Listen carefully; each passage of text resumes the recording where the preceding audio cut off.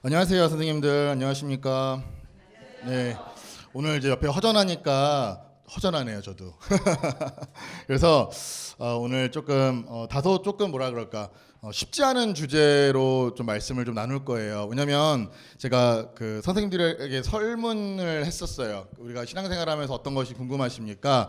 라고 했었을 때 어떤 분들이 이런 질문을 하셨어요. 왜 우리에게 고난이 있습니까? 왜 우리 북한은 이렇게 고난을 겪어야 합니까? 이런 많은 질문들을 항상 해오셨어요.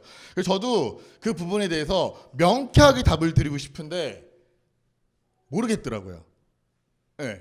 그래서 제가 사실 이 3주 동안 이거 준비하면서 많이 애먹었어요. 어제 밤에도 이렇게 열심히 이렇게 준비했는데도 오늘 아침에 일어날 때까지도 너무 어렵다. 하나님 너무 어렵습니다라는 그런 심정으로 올라왔어요. 그런데 오늘 아침에 샤워하는데 이렇게 마치 이렇게 퍼즐 맞추듯이 마지막에 하나님이 이렇게 꼭 샤워할 때 주시더라고요. 저는 모르겠는데 마지막에 샤워할 때 뭔가 이렇게 지금까지 준비해왔던 것들을 다 갈아 엎어버리는 그런 시간이 왔습니다. 그래서 이게 필요가 없어졌어요. 그래서 오늘 저는 약간 두렵고 떨리는 마음으로 이 자리에 섰다는 것을 말씀을 드리면서, 그래서 사실은 어제 그 이내 간사님한테 파워포인트를 열심히 만들어가지고 여기 있잖아요. 열심히 만들어가지고 한 10장을 만들어 딱 드렸어요. 오늘 아침에 다 엎어주세요. 이렇게 말씀을 드렸습니다.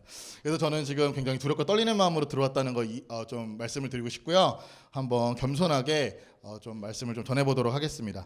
자, 오늘 본문 말씀부터 좀 볼게요. 그 고린도전서 13장 11절 12절 말씀인데요. 너무 익히 알고 있는 말씀이에요. 그렇기 때문에 우리가 한번 살펴보도록 하겠습니다. 한번 읽어보겠습니다. 시작.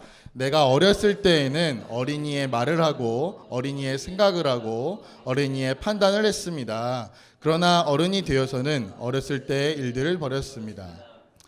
12절 이걸 해야죠. 예. 제가 요걸 한다고 했어요. 12절 시작. 우리가 지금은 거울에 비추어 보듯이 희미하게 보지만 그때 가서는 얼굴을 맞대고 볼 것입니다. 지금은 내가 불완전하게 알 뿐이지만 그때 가서는 하나님께서는 나를 아시듯이 나도 완전하게 알게 될 것입니다. 오늘 제가 굳이 좀 나눠드릴 어떤 제목을 좀 정해봤어요. 되게 단순합니다. 답은요, 고난의 이유와 고난의 목적에 대해서 성경을 통해서 조금 살펴보기를 원해요. 고난의 이유와 고난의 목적입니다. 네. 제가 먼저 한 이야기를 좀 전해드릴게요. 저희가 지금 우리 동포 어떤 한 자매님의 이야기예요. 제가 이 자매님의 이야기를 듣고 이런 질문을 하게 되었어요. 일단 말씀을 좀 들어보겠습니다. 북한에 저희 그 중국에 지금 그 고난행군 때 30만 명이 되는 많은 조선의 그 자매님들이 중국으로 많이 갔었잖아요. 예, 팔려가기도 했었고 소가가 가기도 했었고 여러 가지 상황 속에서 아직도 중국에서 많은 자매님들이 지금 중국에 있습니다. 그 중에 한 자매님의 이야기인데요. 이 자매님이 한 고난행군 때 어린 딸이 그때 9살 정도였대요. 근데 먹고 살기가 힘드니까 어느 30만 명의 어느 분들과 같이 딸을 먹여 살리기 위하여서 중국으로 잠깐 돈 벌러 간 거예요. 잠깐. 근데 그 잠깐이 아니죠. 이제 속은 거죠. 그래서 브로커한테 이렇게 팔려가지고 어떤 한 조선족 남자분에게 팔려가게 됩니다. 근데 그분께서 이제 생존하기 위하여서 어쩔 수 없이 거짓말을 하게 돼요. 어떤 거짓말을 하게 되냐면 나는 처녀입니다. 나는 북한에서 결혼하지 않았습니다. 그러니까 자기가 딸이 9살짜리가 있는데도 그렇게 얘기할 수밖에 없는 거예요. 왜냐면은 안 그러면 조선족 남편이 이렇게 좀 학대를 할 수도 있으니까 자기가 스스로를 좀 그렇게 포장을 하게 되었어요. 그리고 나서 스스로 이제 매번 딸이 떠오를 때마다 마음에 있는 것을 누르는 거예요. 나는 가족이 없다. 나는 가족이 없다. 나는 두고 온 가족들 이제는 볼 수 없다라고 스스로 마음을 이렇게 정하게 됩니다. 그런데 이 자매님이 20년이라는 세월이 지나서 이제 올해의 일인데요. 20년의 세월이 지났어요.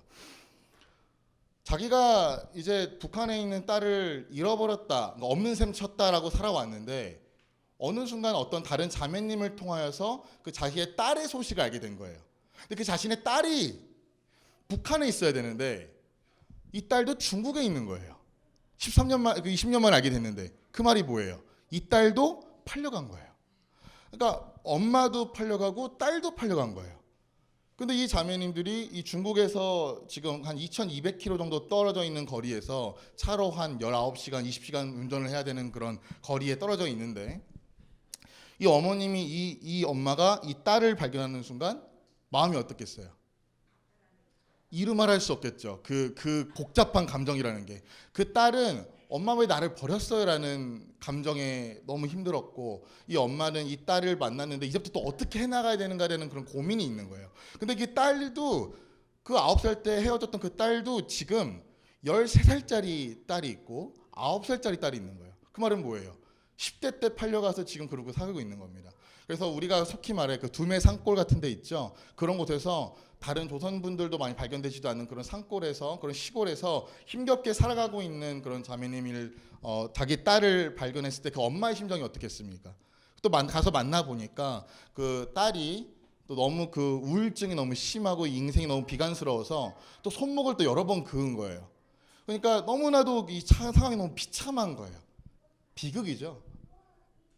고난이죠. 그래서 제가 이 이야기를 보면서 하나님 앞에 참 이런 질문 안 드릴 수밖에 없었어요. 하나님, 왜 이런 인생을 허락하십니까? 왜 이런 고난들을 왜 허락하십니까? 왜 우리 인생 속에서 우리가 이해가지 않는 이러한 일들이 우리 삶 속에서 실질적으로 발견되어지는 겁니까? 라는 고민을, 그런 질문들을 안 할 수가 없었어요. 한번 손 들어 보세요. 나는 인생 속에서 고난이라는 걸 겪어보지 않았다. 하다못해 제가 저 어린아이들 있잖아요. 뭐 고생이라고 하나도 없을 것 같은 아이들한테도 사는 게 힘들어? 라고 물어보면 뭐라고 할 것 같으세요? 네, 힘들어요 라고 얘기해요. 저 어린이집 가가 친구랑 싸웠어요. 친구한테 꼬집힘 당했어요. 뭐 이런 식으로라도 각자의 삶 속에서 나이가 어리든 크든 우리 인생 속에서는 고난이라는 것들은 실제로 존재한다는 거예요. 그렇지 않습니까? 그리고 선생님들, 특히 제가 지난 4년 동안 선생님들과 같이 신방 많이 다니면서 늘 제가 해왔던 그 질문이 뭐냐면, 어찌하여 이렇게 고생들을 하시고 사셨는가? 이런 질문들을 안 할 수가 없는 거예요.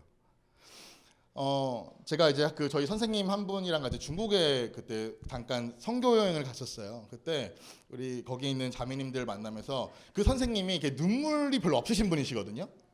평소에 눈물이 없으셨어요. 한국에 있었을 때 그때 눈물이 한 번도 안 흘리셨던 분이신데, 그때 중국에 가가지고 자신의 딸뻘이 되는 그런 자매님들이 고생하는 것들을 보면서 뭐라고 얘기하냐면 막 복받쳐져 우시면서 이렇게 얘기하시는 거예요. 왜 북조선만 이렇게 저주를 받아야 합니까? 이런 얘기를 하시는 거예요. 그래서 제가 참 답변을 드리고 싶었는데 지금도 그렇고 그때도 그렇고 답변을 못 해드리겠는 거예요. 뭐 여러 가지 제가 인간의 생각으로 말을 해드릴 수 있겠지라고 생각을 해봤지만 아닌 거예요. 감히 얘기할 수가 없는 거예요. 그래서 제가 오늘 고난의 이유에 대해서 첫 번째 조금 한번 성경을 통해서 조금 좀 한번 찾아보고자 한번 해봤습니다. 근데 그 전에 우리가 한번 일단 고난에 대해서 조금 한번 얘기를 좀 해볼게요. 고난은요 보편적입니다. 그렇죠? 뭐 솔직히 말하면 북한 분들만 고난 받는 거 아니잖아요. 남한 사람들도 고난이 있죠. 중국 사람도 고난이 있죠. 전 세계에 있는 모든 사람들, 연령을 불구하고 모든 사람들이 다 고난은 다 있어요. 그리고 고난은요 지극히 주관적이고 지극히 객관적이에요. 그 말이 뭐냐면 내가 겪는 고난이 다 큰 고난이라는 거예요. 남들이 바라볼 때는 이만큼 같은 고난인데 내가 겪었던 고난에 비하면 그 사람이 봤을 때는 고난이 요만해 보이지만 그 사람한테는 그 고난이 이렇게 보일 수도 있다는 거예요. 그래서 우리가 함부로 그 남의 인생을 개입해서 별거 아닌데 왜 그래요? 라고 얘기할 수가 없는 거예요. 그렇죠? 그리고 또 고난은요 여러 가지 영역이 있습니다. 예를 들어서 뭐 육체적인 고난이 있을 수 있고요. 몸이 아플 수도 있고요. 정신적인 고난이 있을 수 있고요. 우울증 같은 거. 그리고 영적인 고난이 있을 수도 있고요. 또 이렇게 그러니까 재정적인 어떤 그런 고난이 있을 수도 있고요. 국가적인 어떤 재난이 있을 수도 있고, 또 환경적인, 문화적인 여러 가지 복합적인 요소들이 항상 묶여 있는 게 고난이라는 거예요. 그리고 또 사람과의 관계 속에서도 갈등이 있고 오해가 있으면 또 그 안에 또 고난이 임할 수도 있는 거죠. 그리고요 또 고난이라는 것은요 익숙해지지가 않아요. 물론 고난을 겪으면 이런 분들이 있으시거든요. 제가 참 어렵게 살아왔기 때문에 이제 웬만한 것들은 쉽게 이겨냅니다. 그거 맞는 말이지만 쉽게 이겨낸다고 해서 그 고난이 아닌 건 아니잖아요. 오늘 내가 등산을 그래서 제가 오늘 열심히 산을 등반을 했어요. 등산을 했어요. 그러면은 제가 오늘 자신감이 붙었을 거 아니에요. 야, 내가 그 등산을 했다. 북한산을 등반을 했다. 그렇다고 해서 내일 등산이 어렵지 않은 건 아니잖아요. 매일번 산에 오를 때마다 힘든 건 매한가지잖아요. 고난이라는 것은 실제적입니다. 우리 인생 속에서 뗄래야 뗄 수 없는 벗과 같이 뗄래야 뗄 수 없는 이 살처럼 없어지지 않는 것이 고난이라는 거예요. 그래서 제가 하나님 앞에 기도를 많이 했어요. 하나님, 이 마음을 주셨는데, 이 고난에 대한 어떤 말씀을 전해야 되는데 말씀을 주셨는데 답변을 좀 해주세요. 하나님, 저도 좀 명쾌하게 얘기를 해드리고 싶어요. 어떤 멋있는 목사님들처럼, 기독교 어떤 변증가들처럼 고난의 이유는 이런 겁니다 라고 얘기를 해주고 싶은 거예요. 근데 하나님이 안 알려주시는 거예요. 그렇다고 해서 제가 제 생각대로 말씀을 드릴 수 없잖아요. 저 그럼 하나님한테 혼나잖아요. 그래서 제가 고민을 많이 했어요. 그래서 제가 하나님 앞에 이렇게 결국 답이 나왔습니다. 답이 뭐냐면 모르겠다예요. 어때, 맥 빠지시죠? 맥 빠졌어요. 저 고난이 왜 있는지 모르겠어요. 근데 고난이 왜 있는지 모르겠거든요. 고난의 이유를 모르겠거든요. 그런데 그게 가장 명쾌한 해답이라는 것을 제가 알게 되었어요. 오늘 말씀을 한번 보면은요. 자, 여기 말씀 한번 보겠습니다. 이 말씀을 보면은요. 네, 여기 보면 여기 한번 이 부분을 읽어볼게요. 여기 보겠습니다. 여기 읽어보겠습니다. 시작. 지금은 내가 불완전하게 알 뿐이지만 그때에 가서는 하나님께서는 나를 아시듯이 나도 완전하게 알게 될 것입니다. 성경에서 이렇게 얘기하고 있잖아요. 그 말은 뭐냐면 우리 인생 속에서 이해할 수 없는 모든 고난의 이유를 우리가 알지 못하도록, 알 수 없도록 허락되지 않았다는 거예요. 그게 하나님께서 정해놓으신 거예요. 이 땅에 살아갈 때 우리 인생에 많은 이유들이 있지만, 고난을 겪어야 되는 이유들이 분명히 있을 것이지만 우리가 이 땅에 살아갈 때는 알려주지 않으셨다는 겁니다. 근데 제가 이거를 생각을 들면서 하지만 이게 도리어 복이구나라는 생각을 가지게 되었어요. 우리가 일단 요거를 조금 들어가기 전에 고난에 대해서 조금 더 설명을 드려볼게요. 고난은요, 저는 개인적으로 생각해요. 한 세 가지 정도로 나뉘어진다고 생각합니다. 첫 번째 고난은요, 내가 선택한 고난이에요. 그 말이 무엇이냐? 내가 나의 죄와 어리석음으로 어리석은 선택을 해서 겪게 되는 고난들이 있어요. 자, 예를 들어볼까요? 제가 투자를 했어요. 돈을 많이 부었어요.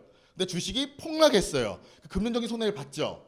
자, 그러면은 이거는 어떤 고난이죠? 내가 선택한 고난이라는 거예요. 다단계 하지 말라고 했는데 돈을 넣었어. 그러고 나서 일말의 소망을 가져. 그래, 조금만 더 부으면 그러다 어떻게 해버려요? 탕진해버리죠. 그리고 나서 우리가 그런 결정을 내리고 나서 하나님 앞에, 하나님 왜 나한테 이런 고난을 주셨습니까? 라고 얘기할 수 없다는 거예요. 하지만 사람들은 얘기를 해요. 두 번째 고난이 있어요. 두 번째 고난은 내가 선택하지 않았지만 그냥 있는 고난들이 있어요. 마치 파도가 내 인생에 밀려오듯이 내가 원하지 않았지만 그냥 내가 그렇게 살아가게 되는 그런 고난들이 있다는 거예요. 한 예를 들어보면 사탄은 존재하죠. 악인들은 있어요. 그렇죠? 독재자도 있어요. 그런 곳에서 태어나신 분들은 내가 원치 않지만 고생은 한다는 거예요. 고아들, 과부들, 전쟁 고아들, 이런 것들 한번 생각해 보세요. 선택한 겁니까? 아니죠. 그냥 있는 고난들이라는 거예요. 그런 고난들이 또 있습니다. 그리고 어느 순간 갑자기 가족의 죽음이라든지, 어느 순간 내가 선택하지 않았지만 테러들, 갑작스러운 국가적인 재난들, 이런 것들은 내가 선택하지 않았지만 오는 고난들이라는 거예요. 자, 세 번째 고난이 있습니다. 이거는 예수 믿는 사람들만 겪게 되는 고난이에요. 세 번째 고난은 뭐냐면 자발적인 고난입니다. 이제는 내가 예수를 믿고 나서 내가 그리스도의 고난에 내가 참여하는 고난을 의미하는 거예요. 이거는 예수님을 내가 믿고 나서 내가 예수를 인하여서 핍박받는 고난들을 얘기하는 겁니다. 예수로 인하여 욕을 먹고 예수로 인하여 뺨을 맞고 예수를 믿음으로 인하여 나에게 주어지는 여러 가지 고난의 형태들이 이 세 번째에 들어가는 거예요. 첫 번째, 내가 선택해서 받는 고난. 두 번째, 그냥 있는 고난, 선택하지 않았지만 있는 고난. 세 번째는 자발적으로 내가 들어가는 고난. 이 세 가지가 있습니다. 그런데요, 이 고난이 무엇이든 간에 그 고난이 임하면 다 우리가 어떤 질문을 가져요? 하나님, 나 죽겠어요. 이러잖아요.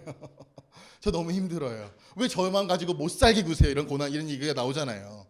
그래서 오늘 그거에 대한 이야기를 이 말씀으로 다시 한번 살펴보도록 하겠습니다. 아까 제가 말씀드렸어요. 이 고난은요, 우리 안에 왜 고난이 있습니까? 라는 질문에 대하여 우리가 알도록 허락되지 않았다가 성경적인 고난의 이유에 대한 대답이라는 거예요. 근데 반대로 얘기해 보니까요, 모르는 게 약이라는 법 아시죠? 근데 모르는 게 약인 법이 많아요. 자, 왜 그러냐면요, 우리가 아무리 어떤 고난이 임했을 때 우리가 세상의 높은 지혜로 그것들을 해결해 나가려고 한다면 일시적으로 그것이 해결될 수는 있을 수도 있으나 궁극적인 해결은 안 된다는 거예요. 그래서 고린도전서 1장 25절에 보면은 이런 말이 있습니다. 하나님께서 하시는 일이 사람의 눈에는 어리석어 보이지만 사람들이 하는 일보다 지혜롭고 하나님의 능력이 사람의 눈에는 약하게 보이지만 사람의 힘보다 강합니다. 그 말은 뭐냐면 우리가 낼 수 있는 많은 어떤 고난이 임했을 때 우리가 어떤 선택을 하고 몸부림치는 것들보다 하나님께 맡겨드리는 것이 더 효과적이라는 것을 얘기를 하는 겁니다. 우리가 내릴 수 있는 가장 높은 지혜가 하나님의 어리석음보다 못하다는 거예요. 그래서 폴리 목사님이 한 번은 저한테 이제 이런저런 얘기를 하시다가 저한테 이런 얘기를 하신 적이 있어요. 하나님은 우리가 왜 고난이 있는가에 대한 답변해 주시지 않으신다. 그리고 우리가 왜 하나님께서는 고난이 왜 있는지, 왜 우리에게 알려주시지 않는지에 대해서도 이유를 설명해 주시지 않는다고 얘기하는 거예요. 그러니까 하나님은 우리에게 왜 고난이 있습니까? 라는 질문에 답변도 안 해주실 뿐더러 그 왜 답변을 안 해주시는지에 대한 그 대답도 안 해주신다는 거예요. 좀 철학적이긴 하지만 맞는 말이에요. 그래서 우리가 이 말씀을 보면은요, 이건 하나님이 정해놓으신 거예요. 이 땅에서 우리가 모든 고난에 대한 이유를 알지 못하도록 정해놓으신 거라는 겁니다. 여기 보면은 거울 보이시죠? 선생님들 거울 보면은 뭐가 보이세요? 잘 보이시죠? 근데 바울이 살았을 때는요, 우리가 지금은 거울에 비추듯이 보이지만 라고 하는 그 말이 우리가 지금 보는 거울이랑 달라요. 어떤 거울인 줄 아세요? 아까 그 자매님들이에요. 아까 제가 말했던 이게 거울이에요. 이게 거울이래요.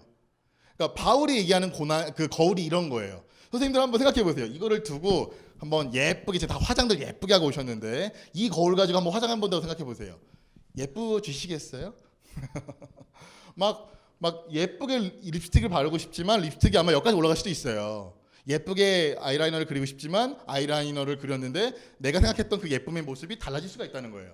그 말은 뭐냐면 하나님께서 말씀하신 이 말씀에서 바울이 얘기하는 이 거울은 우리 인생이 마치 이런 거울에 비추어지는 것들처럼 우리가 지금은 우리 인생에 대한 많은 질문들과 고난의 이유들에 대하여 명확하게 보이지 않는다라고 얘기를 하는 겁니다. 하지만 여기 보면은요, 여기 지금 뭐라고 써 있어요? 희미하게 보이지만, 우리가 지금 희미하게 보이지만 그때 주님이 오실 때, 그때 우리가 주님과 함께 할 때, 그때에는 어떻게 본다고요? 얼굴 맞대고 볼 거라는 거예요. 그러니까 지금은 우리가 허락되어져 있지 않지만 영원히 허락되어져 있는 것이 아니라 그때에는 우리가 가져 있는 많은 고민의 이유와 많은 어떤 그런 이해할 수 없는 그런 인생의 이야기들이 그 당시 그때는 이해가 될 때가 온다는 겁니다. 그래서요, 윌리엄 서머셋 모음이라는 영국의 소설가가 있어요. 근데 이 사람이 뭐라고 했냐면 이런 얘기를 합니다. 만약 우리가 신을 완전히 이해한다면 그 신은 하나님이 아닐 것이다. 만약 우리가 신을 다 이해한다면, 완전히 이해한다면 그 신은 하나님은 아닐 것이다. 우리는요, 하나님을 다 알 수 없는 존재들이에요. 어떻게 창조받은 자가 창조주를 다 알 수 있겠습니까? 우리는요, 하나님께서 성경에서 계시하여 주신 말씀으로서만 하나님이 누구이신지 부분적으로 알 수 있다는 거예요. 우리에게 허락되어져 있는 것들만 알 수 있지, 우리에게 알려주시고자 결정하신 것들만 알 수 있지, 모든 것들을 알 수가 없다는 겁니다. 우린 그렇게 창조함 받았다는 거예요. 여기 이제 고린도전서 11절 한번 보겠습니다. 그럼 읽어볼까요? 시작. 내가 어렸을 때에는 어린이의 말을 하고 어린이의 생각을 하고 어린이의 판단을 했습니다. 그러나 어른이 되어서는 어렸을 때 일들을 버렸습니다. 한번 예를 들어 보겠습니다. 초아가요, 제가 말하는 모든 것들을 다 이해하고 말을 들을까요? 자, 예를 들어서 그 치카치카라고 하잖아요. 이 닦는 법을 가르쳐줘요. 그럼 제가 이를 닦아야 되는 이유에 대해서 2살도 안 된 애한테 장황하게 설명해 봤자 애가 이해를 할까요, 못할까요? 자, 그러면은 우리 인생에 많은 그런 이유들이 있어요. 모르는 이유들이. 하나님이 우리에게 설명을 해주신다고 해서 그게 우리에게 다 이해가 될까요? 대답을 해주시더라도 우리는 이해할 수 있는 능력이 결여되어 있다는 거예요. 왜냐하면 우리는요, 하나님의 자녀이지 너희들 하나님의 어른이다라고 성경에서 이야기하고 있지 않아요. 이 땅에 살 때는 우리는 어린이에요. 자녀들이라는 거예요. 초아가 제 말을 들을 때 제가 말이 이해가 가서 저를 따르는 것이 아니라 제 딸은 아빠가 딸을 사랑하고 딸에게 좋은 것을 준다는 것을 알고 있는 믿음으로 저 아빠의 성품을 알기 때문에 따르는 거예요. 고난의 이유도 같습니다. 우리 인생 속에서 풀리지 않은 일들이 많지만 우리가 이유를 안다고 그게 해결되는 것이 아니라 그 이유는 하나님께 맡겨드리고 우리는 선하신 아버지를 믿는 믿음으로 살아나가야 된다는 거예요. 반대로 얘기해보면 우리가 다 알잖아요. 그러면 그 아는 것에 대한 책임을 우리가 가져야 된다는 거예요. 하지만 우리가 모르게 하신다는 것은 반대로 말하면 은혜인 것입니다. 모르는 게 약이고 은혜예요. 하나님께서는요, 우리에게 이렇게 말씀하시는 거예요. 고난에 대해서 너희들이 알 필요가 없다. 내가 안다. 그러므로 내가 너를 책임질 것이다. 라고 반증의 이야기가 있는 것입니다. 그래서 우리가 고난에 대한 이유를 하나님 왜 저에게 이런 일을 벌어주세요 라는 것들을 멈추시고 하나님을 믿으셔야 되는 거예요. 선하신 하나님께서 내 인생을 선하게 이끌어 가실 충분한 이유와 충분한 의도와 선하신 목적이 있음을 우리가 믿고 살아나가야 된다는 거예요. 그게 하나님께서 우리에게 허락하신 우리의 모습이라는 겁니다. 하지만 그때에 가서는, 여기 2번 반복되죠. 그때에 가서는 하나님 아버지께서 나를 아시듯이 나도 언젠가는 완전히 알게 될 날들이 있다는 겁니다. G.K. 체스터튼이라는 또 영국의 소설가가 있어요. 이상하게 이번에 준비하다 보니까 영국 소설가들이 많이 등장하는데요. 이분이 또 뭐라고 했냐면, 잘 들어보세요. 하나님의 수수께끼가 인간의 해결책보다도 더 만족스럽다라는 얘기를 했어요. 하나님의 이해할 수 없는 그런 섭리들이 인간의 최고의 선택권과 결정 모델보다 더 낫다, 더 만족스럽다라고 이야기를 했어요. 우린 그거를 믿어야 되는 겁니다. 우리는요, 우리가 왜 인생의 많은 이유와 고난에 대해서 하나님이 알려주시지 않은 거예요. 누구를 위해서? 자녀들을 위해서. 하지만 하나님 뭐라고 얘기하세요? 믿어야 할 것을 믿어라. 그게 바로 나를 믿어라. 내가 너희의 선하신 아버지임을 너는 그걸 믿어라 라고 이야기하시는 거예요. 그래서 저는요, 오늘 이것들 듣고 물론 우리가 힘든 일이 겪으면, 고난이 겪으면 왜 나만 가지고 그래요? 라는 그런 투정이 나올 수는 있겠지만 그때마다 이걸 기억해 주시면 좋겠어요. 하나님이 나를 이끌어 가시고 하나님이 우리가 알려주시지 않으시는 선한 목적이 있음을 이젠 알았다라고 고백되어졌으면 좋겠습니다. 제가 오늘 고난에 대한 이유에 대해서 제가 이렇게밖에 설명 못 드릴 것 같아요. 저도 모르겠거든요. 제가 어떤 멋있는 말들로 얘기할 수가 없어요. 이거밖에 없다고 저는 생각을 해요. 자, 그리고요. 서두에 말씀드린 것처럼 고난의 목적에 대해서 조금 한번 좀 살펴보도록 할게요. 제가 이 부분을 다 엎은 거예요. 열심히 준비했거든요. 다 엎었어요. 왜냐하면 이것도 모르겠더라고요. 명쾌하게 감히 얘기할 수가 없겠더라고요. 그래서 제가 그냥 제가 하나님이 이렇게 깨닫게 해주신 것들만 겸손하게 좀 얘기를 해보겠습니다. 여기 한번 다시 한번 볼게요. 자, 이 부분 일단 한번 읽어볼까요? 여기부터. 그때 가서는 얼굴을 맞대어 볼 것입니다. 고난에 대한 이유를 설명할 때, 그러니까 고난에 대한 얘기를 할 때 우리가 항상 건드려야 될 부분이 있어요. 그게 어디냐면요, 창세기 3장입니다. 창세기 3장이 뭐죠? 어떤 일이 있었죠? 아담과 하와가 하나님께 불순종하여서 죄가 이 땅에 들어온 그 사건이 기록되어 있죠. 근데 그 기록을 보면은요, 재밌는 말이 있어요. 고난의 목적에 대해서 일단 답을 드려볼게요. 고난은요, 제가 깨달아진 고난의 목적은 하나님은 고난을 통해서 회복을 하신다라는 것입니다. 하나님은 고난을 통해서 회복하시는 분이라는 것을 제가 알게 되었어요. 하나님이 다 아시는 이야기입니다. 하나님께서 세상을 창조하시고 아담과 하와를 에덴 동산에 두셨죠. 그리고 나서 한 가지 법을 주셨어요. 그 법이 뭐였죠? 선과 악을 알게 하는 그 나무만은, 그 과실만은 따먹지 말아라. 근데 아담과 하와가 어떻게 해요?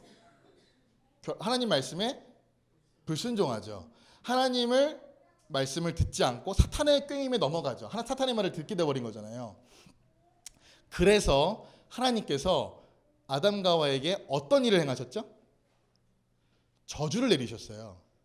어떤 저주였죠? 사망이라고 우리가 얘기를 하죠, 신학적으로. 근데 구체적으로 얘기해 보면 고난을 주셨어요. 그때부터. 하와에게는 어떤 고난을 주셨죠? 해산의 고통. 그 전에는 모르겠지만 해산의 고통을 주셨고, 아담한테 뭘 주셨죠? 죽도록 고생하여서만 먹고 살 수 있는 소산물을 주셨다는 겁니다. 잘 들어보세요. 하나님은요, 공의 하나님이세요. 그 말은 뭐냐면 죄를 모른다 하실 수 없는 분이시라는 겁니다.